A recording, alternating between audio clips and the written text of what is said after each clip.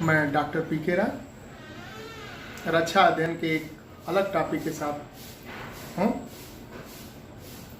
आपने राष्ट्रीय सुरक्षा को गंभीरता से जाना समझा। राष्ट्रीय सुरक्षा के आगे राष्ट्रीय शक्ति या नेशनल पावर को भी जानना बहुत ही आवश्यक है। इस पद से भी अच्छे प्रश्न आते हैं, अवश्य प्रश्न आते हैं, इसलिए इसको भी जानने का अच्छे से प्रयास करें। जब बात राष्ट्रीय शक्ति की आती है तो इसमें दो चीजें हैं, राष्ट्र और शक्ति, यानी किसी राष्ट्र की क्षमता।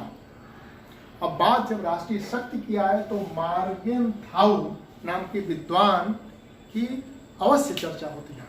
मार्गेनथाउ ने एक परिभाषा दिया कि राष्ट्रीय शक्ति किसी राष्ट्र की वह क्षमता है जिससे एक राष्ट्र दूसरे राष्ट्र के कार्य, नीतियों और व्यवहारों को परिवर्तित करते हैं। यानी राष्ट्रीय शक्ति किसी राष्ट्र की क्षमता है जिससे दूसरे राष्ट्र के कार्य, व्यवहार और नीतियों को परिवर्तित किया जाता है। अब कौन सी क्षमता है? तो जब क्षमता की बात आएगी तो राष्ट्रीय शक्ति की सैन्य, मनोवैज्ञानिक और आर्थिक क्षमता की बात आएगी। सैन्य क्षमता के विषय में आप अच्छे से जानते हैं, जिससे तीनों सेनाओं किसी राष्ट्र की अगर बहुत ही प्रबल हो, बहुत ही सक्षम हो, बहुत ही सबल हो, तो वह राष्ट्र सैनिक दृष्टिकोण से उतना ही शक्तिशाली माना जाएगा। मनोवैज्ञानिक, अगर कोई राष्ट्र वेल डेवलप्ड हो, उसमें सब कुछ संसाधन है, तो मनोवैज्ञानिक रूप से एक सकारात्मकता का संचार होगा और उसकी सेनाएं और उसके नागरिक दोनों मिलकर किसी युद्ध में एक भूमिका का निर्वहन करेंगे और वह राष्ट्र की शक्ति को बढ़ाने का कार्य करेगा। उसी तरह आर्थिक क्षमता की बात आती है। कोई राष्ट्र के पास अगर आर्थिक रूप से सशक्त हो, आर्थिक संसाधन उसके पास बहुत ज्यादा हो, खनिज संसाधन हो और उसके पास खेती बाड़ी या हरित संसाधन बहुत ज्यादा हो, ऊर्जा का संसाधन बहुत हो, तो वह आर्थिक दृष्टिकोण से राष्ट्र सबल होगा और राष्ट्रीय शक्ति में उसकी वृद्धि होगी। अब साथ में बात आती है कि राष्ट्रीय शक्ति मजबूत तब होगी जब राष्ट्रीय हितों की रक्षा करने में वह राष्ट्र अपने को निरंतर खड़ा करना है। राष्ट्रीय हित मतलब किसी राष्ट्र का वाइटल या कोर वैल्यू। राष्ट्रीय हित मतलब वहां की एकता, अखंडता और संप्रभुता की रक्षा करना। अगर राष्ट्र के हित की रक्षा राष्ट्र कर लेता है, इसका मतलब कि राष्ट्रीय शक्ति उसकी प्रबल है, वह शक्तिशाली है, निश्चित तौर पे वह शक्तिशाली माना जाएगा। जैसा कि सफलता और सबलता और सक्षमता का तात्पर्य होता है कि दूसरे को नियंत्रित करने की कितनी क्षमता है, यानी दूसरे राष्ट्र को अपने नीतियों के अनुरूप कितना लाभ पाने की राष्ट्र की क्षमता है, वही राष्ट्रीय शक्ति कहलाती है। आप हर तरीके से सैनिक, आर्थिक, मनोवैज्ञानिक हर तरीके से बहुत ही सक्षम हो और विश्व के बहुत से राष्ट्रों को अपने पक्ष में न कर पाए, अपने तरीके से उनको अपने कूटनीति के माध्यम से अपने तरीके से सोचने के लिए विवश न कर पाए, तो यह आपकी राष्ट्रीय शक्ति की कमी मानी जाएगी। राष्ट्रीय शक्ति की बात होती है तो दो तरह के राष्ट्रीय शक्ति होते हैं, एक मूर्त और एक अमूर्त तत्व, टेंजिबल और इनटेंजिबल तत्वों की बात होती है। पहले हम मूर्त तत्व देखें। मूर्त का मतलब क्या होता है? जो चीजें हमें दिखती हैं, फिजिकली जो चीज दिखती है, यानी मूर्ति के रूप में, यानी यथार्थ के रूप में जो चीज दिखती हैं, उन्हें हम मूर्त कहते हैं। राष्ट्रीय शक्ति का मूर्त तत्व भी दिखने वाले तत्व हैं। दिखने वाले तत्व क्या है? सैन्य तत्व, भौगोलिक, आर्थिक और विज्ञान, प्रौद्योगिकी या तकनीकी तत्व, या किसी राष्ट्र के मूर्त राष्ट्रीय शक्ति के तत्व हैं। सैन्य तत्व के बारे में जानते हैं, क्या दिखता है? जैसे हमारे गणतंत्र दिवस के परेड में एक झांकी होती है जिसमें सैन्य सारे संसाधनों को दिखाया जाता है, हर तरह के आयुधों को दिखाया जाता है, सैन्य बल को मार्च पास्ट कराते। भौगोलिक शक्ति क्या है? किसी राष्ट्र भौगोलिक रूप से शक्तिशाली तब माना जाएगा जहां हर प्रकार की जलवायु हो, हर प्रकार के वातावरण हो, हर तरह की भूमि हो, खनिज संसाधनों से, वन्य संसाधनों से लैस हो।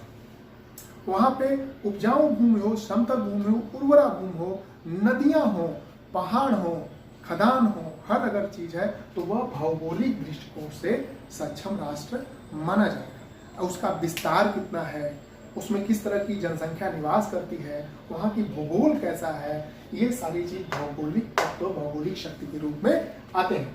आर्थिक तत्व, मूल तत्व में दिखने वाले तत्व आर्थिक तत्व है कि वो राष्ट्र के पास आर्थिक शक्ति कितनी ज्यादा है, उसके पास आज के अगर परिप्रेक्ष्य में देखा जाए तो उसके पास डॉलर कितने हैं, विदेश से कितने उसके पास निवेश हैं, उसके पास कितने इंफ्रास्ट्रक्चर है, कितना इस तरह की चीजें डेवलप फॉर्म में है, वो चीजें हम आर्थिक मूर्त तत्व के रूप में देखते हैं। उसके बाद प्रौद्योगिकी या तकनीकी या वैज्ञानिक नवाचार, नई नई तकनीक कितनी है, तकनीक में अन्य राष्ट्रों से कितना वो आगे है, उसे हम विज्ञान प्रौद्योगिकी या तकनीकी मूर्त तत्व के रूप में समझते हैं। जैसा कि राष्ट्रीय शक्ति एक ऐसा शब्द है जो सापेक्षिक शब्द है।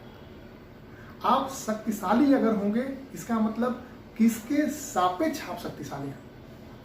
शक्ति का कोई अंत नहीं है, ना शक्ति का कोई चरम है। शक्ति की एक अवस्था हो सकती है, शक्ति के कई ग्रेड हो सकते हैं।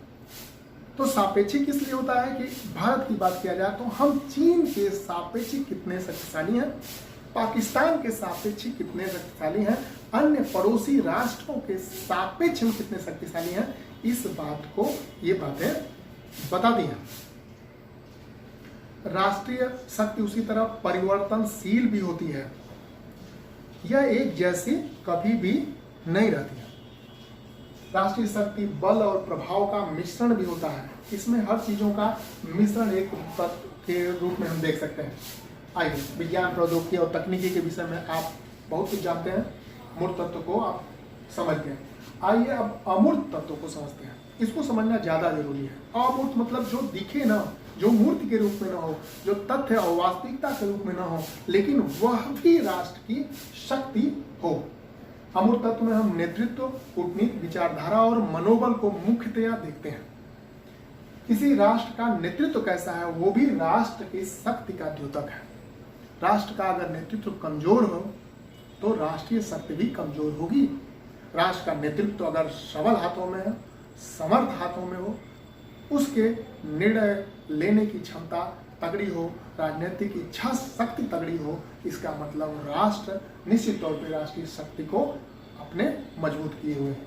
कूटनीति, किसी राष्ट्र की कूटनीति कैसी है, यानी विश्व बिरादरी में अन्य राष्ट्रों को अपने हित के अनुरूप बात मनवाने और काम कराने की कितनी राजनयिक और कूटनीतिक क्षमता है, यह भी उस राष्ट्र की राष्ट्रीय शक्ति का परिचय है। विचारधारा, विचारधारा की जब बात आती है तो हम विश्व में प्रचलित साम्यवादी, समाजवादी विचारधारा या पूंजीवादी या उद्योगवादी विचारधारा की बात करते हैं। जैसे संयुक्त राज्य अमेरिका पूंजीवाद का समर्थक और पोषक रहा है। यूरोप के बहुत से राष्ट्र पूंजीवाद के समर्थक और पोषक रहे हैं। साथ में साम्यवादी राष्ट्र, जिसमें सोवियत संघ रूस का नेतृत्व करता था, वो समाजवादी या साम्यवादी विचारधारा का पोषक रहा है। तो कौन राष्ट्र किस विचारधारा को मानता है? कोई राष्ट्र हमेशा संतोषी विचारधारा का होता है, कोई राष्ट्र कभी लड़ना नहीं चाहता है, वो चाहता है कि हम यौद्धिक सामर्थ्य का इस्तेमाल न करें। तो इसका मतलब कि वहाँ राष्ट्रीय शक्ति हमेशा कमजोर रहेगी। और कोई राष्ट्र का ऐसा होगा कि वहाँ के लोग लड़ने को ही अपनी परंपरा से जोड़ते हों, लड़ने को ही अपना मूल मंत्र मानते हों, इसका मतलब उस विचारधारा की वजह से वह राष्ट्र ज़्यादा शक्तिशाली होगा। अमूर्त तत्व में मनोबल को हम देख सकते हैं कि मनोबल ऐसा इंटेंजिबल यानी अमूर्त तत्व है जो दिखता तो नहीं है, लेकिन युद्ध में जिसका बहुत बड़ी भूमिका होती है। मनोबल का मतलब कि अगर सेनाओं का मनोबल बढ़ा हो, यानी उनका नेतृत्व ऐसा हो कि जो हमेशा उनको बैकअप देता हो, हमेशा उनको पुश करता हो, हमेशा पुश करता हो, हमेशा उसको ऊर्जा देता हो कि आप लड़िए, जीत हमारी होगी, भारत माता की जय, इस तरह के नारों से उसके अंदर एक तरह से जागृति भरता हो। यानी नेतृत्व, मनोबल नेतृत्व की भी देन हो सकती है, राष्ट्र की भी देन हो सकती है। राष्ट्र आर्थिक रूप से शक्तिशाली है, सैन्य रूप से शक्तिशाली है, तो निश्चित तौर पे वहाँ के सेनाओं का मनोबल भी चरम पर होगा, आसमान पर होगा। तो मनोबल दिखता तो नहीं है, लेकिन युद्ध में उसका बहुत बड़ा योगदान होता है, बहुत बड़ी अहम भूमिका होती है। इसका मतलब मनोबल भी अमूर्त तत्व के रूप में आता है और निश्चित तौर पर राष्ट्रीय शक्ति को बढ़ाने का सामर्थ्य रखता है। इस तरह से हम राष्ट्रीय शक्ति को जान पाए। इसमें सोचने वाली बात है, अखबार अगर पढ़ते हो, न्यूज से जुड़े हुए हो, अंतर्राष्ट्रीय व्यवस्था को समझते हो, अंतर्राष्ट्रीय समाचार पे ध्यान रखते हो, तो निश्चित तौर पे राष्ट्रीय सुरक्षा और राष्ट्रीय शक्ति को आप समझेंगे। और साथ में मार्गेंथाओ की जो परिभाषा हमने शुरू में बताई, उसको भी याद करने की, उसको भी कंठस्थ करने की आवश्यकता है। बहुत बहुत धन्यवाद।